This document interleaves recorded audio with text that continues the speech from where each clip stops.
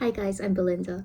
I recently received offers from all four schools that I applied to, and since I myself found portfolio sharings on YouTube extremely helpful for my own application back in December and January, I thought that I might as well share my own experience to potentially help future batches of art students that are applying to colleges too. I submitted applications to RISD, Parsons, SVA, and artcenter in that order. My portfolio was mainly the same for all four schools, but with slight tweaks and adjustments and different pieces depending on each school's specific requirements. For this video, I will be mainly focusing on RISD as it has been my dream school since 2016, so I kind of put most of my effort into applying for RISD. I only really applied to the other three as kind of safety schools / backup, and honestly wasn't really interested in them at all. I do not suggest relying on luck and only applying to a few select schools though. I do think that it's probably safer and less of a risk if you did apply to more, because I do know that most of my classmates applied to at least 6, some even up to 20, which may be kind of an overkill, but better safe than sorry. I'd say my brother and I are both really bad examples because while I at least still applied to 4, my brother only applied to 1, which is artcenter. Luckily enough, he managed to get in, but if he didn't, then yeah. So I do recommend applying for more if possible.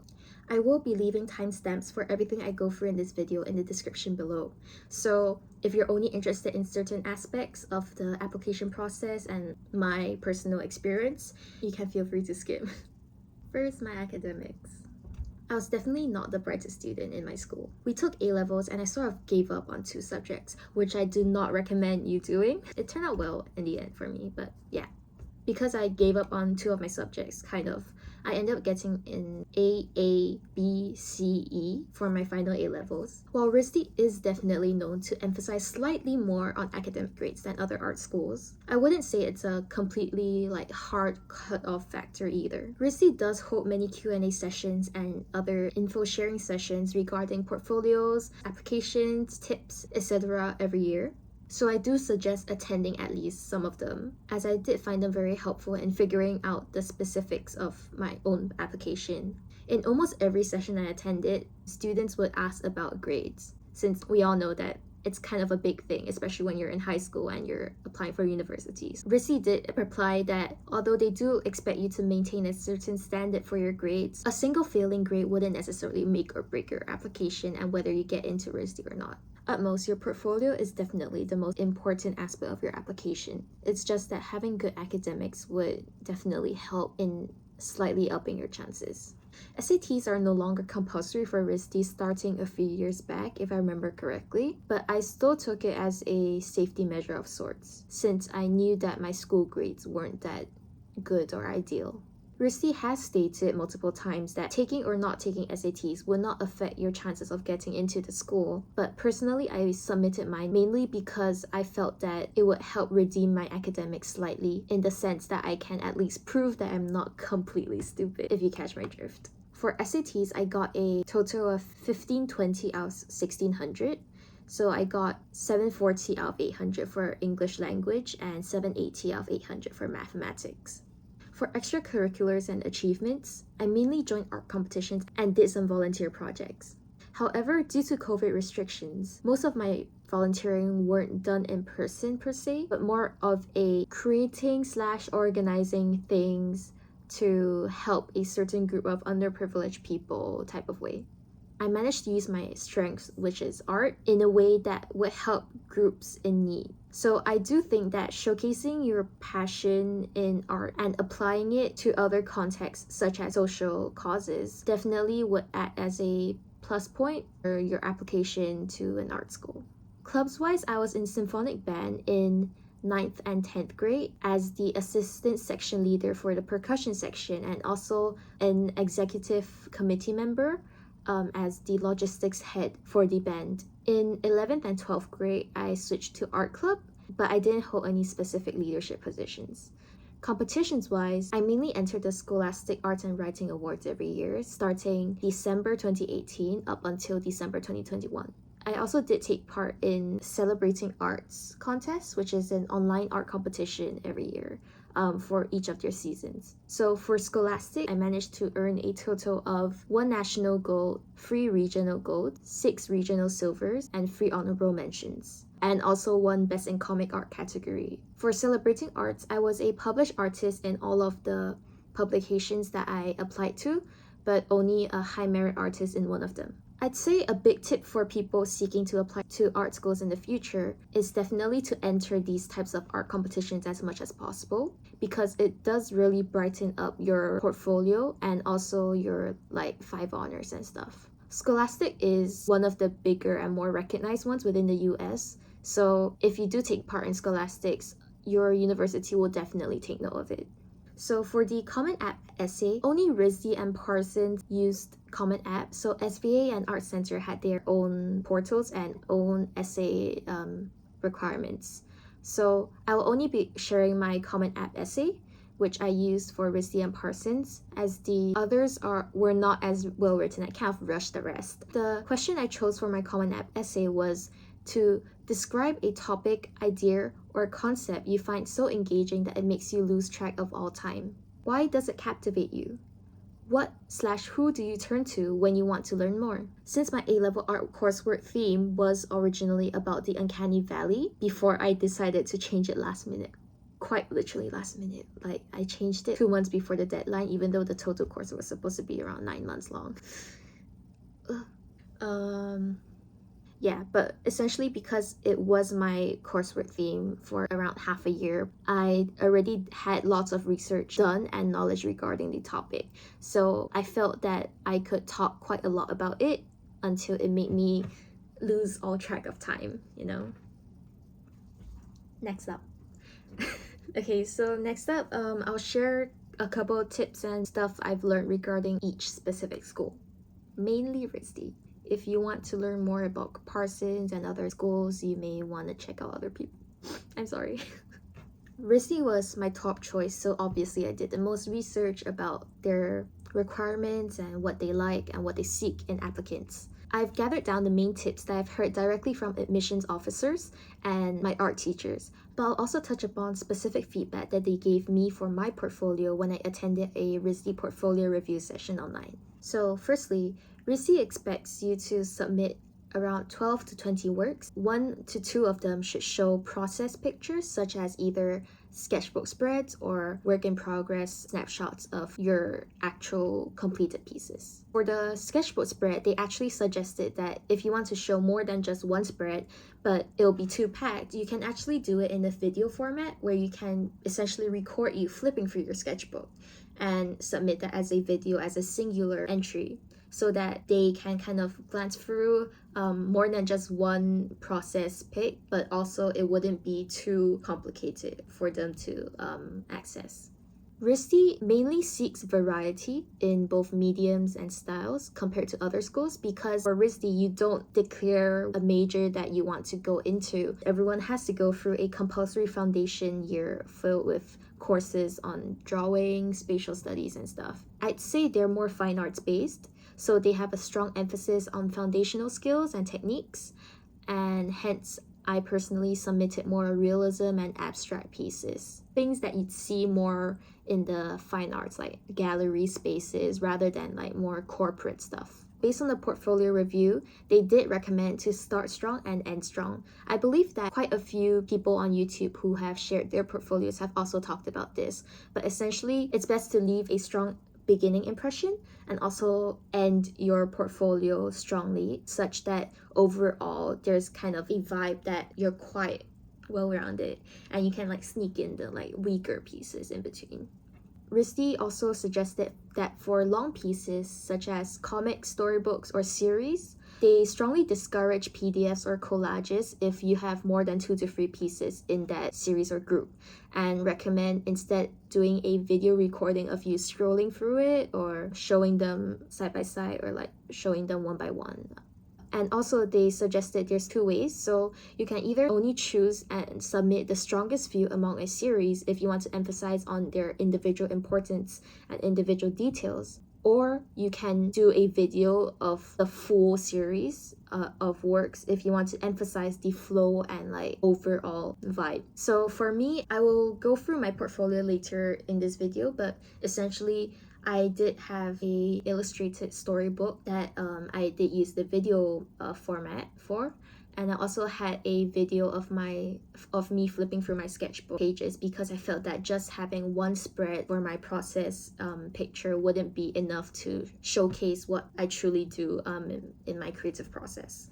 Okay, so for personal feedback that I received from attending a RISD portfolio review, they commented that I was very technical driven, which is good because it showed that I had strong foundational skills, but then bad in terms of me being a little too constricted in my art making. So they encouraged me to be more expressive, more messy, to push my boundaries and go out of my comfort zone. And lastly, they also told me to explore colors more because most of my works at the time were kind of a similar color palette. So after that, I definitely tried to push myself to do more like vibrant, colorful, boom boom stuff.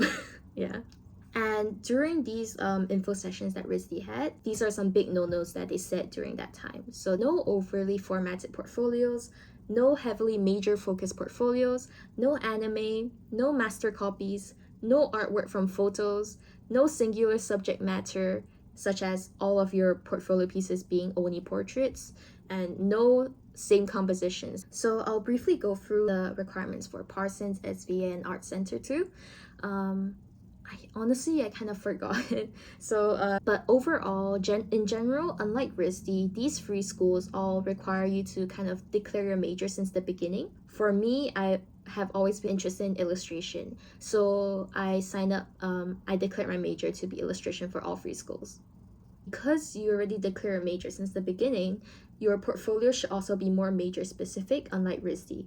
Specifically for Parsons, Parsons has a thing called the Parsons Challenge, where you need to create a new work inspired or as a continuation of one of your existing portfolio works, and to explain the creative process through a write-up and some process pictures, if I remember correctly. Personally, I kind of played lazy, but essentially I already had a piece that I intended to continue as a series even before I knew of this Parsons Challenge thing. But at that time, after the second piece, which was supposed to become a whole series of like 5 or 6, I kind of gave up. I just kind of recycled them. Yeah. For artcenter, they have very, very specific requirements, such as you need to submit a certain number of sketchbook pages, a certain number of figure drawings, a certain number of completed pieces, etc. I guess the only kind of notable thing is that when I did go for artcenter portfolio review, they did recommend to arrange your works by category. So your portfolio to group all of the completed pieces together, and then move on to all of your figure drawings, and then move on to all of your sketchbook pictures. This would make it more clear for the admission officers. Portfolio time. I'll just go through the one that I use specifically for RISD. I may just show the extra sketchbook pages I added for like artcenter and stuff later on. The first piece is Touched. It's a triptych, and this was my largest scale piece. It was my A-level coursework final submission. Yeah, so each piece was 59.3 times 51.2 inches each. I don't know, let's just say like each piece is like around life size. So yeah, it's just huge. All of them were completely charcoal on paper. I was using charcoal so much at the time that my cuticles, my fingers were all cracking, and they were like permanently black. I swear passersby all thought I was like just unhygienic or something. So for this one, it's a triptych progression showing conflict, denial, and submission between two opposing mindsets within a person. You can see that one of the figure is dirtier than the other, but then over the triptych, it gradually becomes less dirty because it's kind of being like influenced by the cleaner, like happier version of myself. It's like a progression from directly opposing each other to slowly like accepting and like compromising with each other. But then by no means is it a perfect happy ending, because if you notice in the third piece, the last piece of the triptych, the societal me isn't exactly completely embracing my other self, because it's still hesitant, it's still reluctant, but I want to show that it was an ongoing process. My next piece is escapism. Escapism is the storybook that I mentioned previously. I did the line art on paper actually in my sketchbook, and then I scanned it and then colored it digitally. I babbled on too much for the first piece, so I think I should just go quickly for the additional details for the following pieces. I'm so sorry. So escapism is a story inspired by my own tendencies to escape reality through daydreaming, and how the adoption of my pet cat Coca in 2020 acted as an anchor and taught me how to appreciate the beauty of real life. And my third piece is called Blues. This one was watercolor on paper. I called it blues because, blues is sad blues, but then it's kind of ironic because it's green. 16 times 12 inches, and it is a visual representation of my anxious tendencies and the resultant feeling of dissociation, suffocation, and helplessness. My fourth piece was Pinocchio. Before I explain the title, essentially the medium I used was once again charcoal on paper. I did this back in 2021, and it's 56 times 41 inches. It's essentially a close-up observational drawing of a cotton ball. Me and my classmates, we all did this during art class in school, and I named it Pinocchio because we were instructed by our teachers to name the ball that we were in charge of, in order to humanize and foster an intimate bond with the subject matter. It was also my first experience using charcoal, so it took me quite a long while actually, but it kind of sparked my interest in charcoal too. The next piece is untitled, but bracket study of self. So this one is acrylic on canvas. It's 7 times 9 inches, so it's not that big. Additional details: growing up in fairly conservative and traditional Asian cities, I have always been ridiculed and shamed for being fat. However, I noticed that when I paint figures, I am able to appreciate the beauty of the organic forms instead of judging them based on societal beauty standards. The study is of my own body in an attempt to love myself more. And the next one is untitled, bracket dumb. So this one was charcoal and chalk on brown paper. It's 24 times 36 inches, and it was a study of my classmate but in 2 different poses and an attempt to have them interact even though it's the same person. And the next one is descent, bracket acceptance. This one is ink on paper. I did it in my sketchbook, and it is 9 times 6 inches, so it's quite small once again. Additional details again. For this one, I have always been intrigued by the dark and grotesque, but tried hard to deny it, thinking that there was something wrong with my brain. This piece was a vent art of sorts, as I tried to come to terms with my interest, and that though it may shape my character, it does not necessarily add or remove any value from me as a person. This piece was really unplanned. It was really a type of vent art. I was just scribbling, doodling with a random ink pen, and this just sort of came out. The next one is once again an observational piece, so it's a still life piece called I'm Hungry. This one's acrylic on canvas. It's 9 times 12 inches. It was essentially a grayscale painting to understand values within color. It was also tempting to eat the fruits halfway because I was painting at midnight. That's what I literally wrote in my slide room submission. Okay, personal identity. I did this quite a while ago. Mixed media piece. It was acrylic on plastic wrap, markers, and ink on paper. The size is 14 times 10.5 inches. And the description is: stripped of everyone's outer masks are individuals' rawest selves, be it actions, words, or facial expressions. There is always a second layer. Next, wall interaction versus isolation. It was marker on paper, ink, and cardboard for that slightly 2.5 3D effect. This one was 10 times 14 inches, and it was a commentary on how the widespread introduction of smartphones has allowed people to interact virtually more easily, yet also be isolated physically. Who, what, where? This was digital. Once again, I did the line art on sketchbook, but I colored it digitally. The description was: what makes Asian culture unique? What differentiates different Asian cultures, and what connects them? The next one is double-edged. So this was a curated book of experimentations that I did under the prompt of cotton. Essentially, for school, we had to do 50 versions of cotton. So either using cotton as a medium, or as a subject matter, or as an inspiration, anything related to cotton. We were later told to choose 20 out of the 50 that we did and curate them into a book with a certain theme surrounding the cotton experimentations. For me, I decided to show the versatility of cotton, so it can be harmless and wholesome, but also later manipulated to become dangerous, like a weapon, and hence I call it double-edged. Number 13 was sketchbook pages. It's essentially just a video of me flipping through my sketchbook to show my daily doodles, my process pictures, my brainstorming and research, planning, and everything. Next one, other than the video where I could kind of showcase like my general like daily like sketchbook stuff, I also decided to add some individual sketchbook pages that I felt had more details that I wanted the admissions office to see, or like skills that I wanted to showcase. It's essentially primary research that were done to plan for a painting that I eventually did do. It's just that it wasn't good enough for me to use for my portfolio. I put an abstract piece called Static that I did back in 2021. It's watercolor and paper together with charcoal for the black parts that you see. So this piece was 12 times 12 inches. The description is that it was supposed to kind of represent the flow of thoughts and emotions inside one's mind. It is open to interpretation. The color palette may come across as calming to one, yet unsettling to another.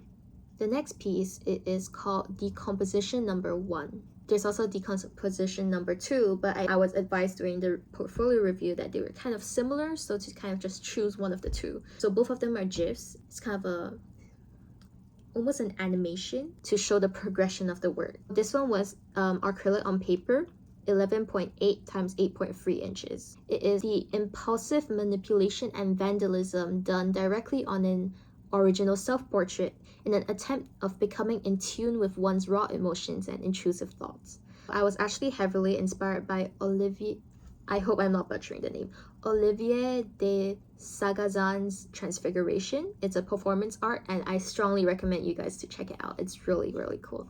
And then the next one is Human Greed. There's also a slightly older piece, also back from late 2018, I think.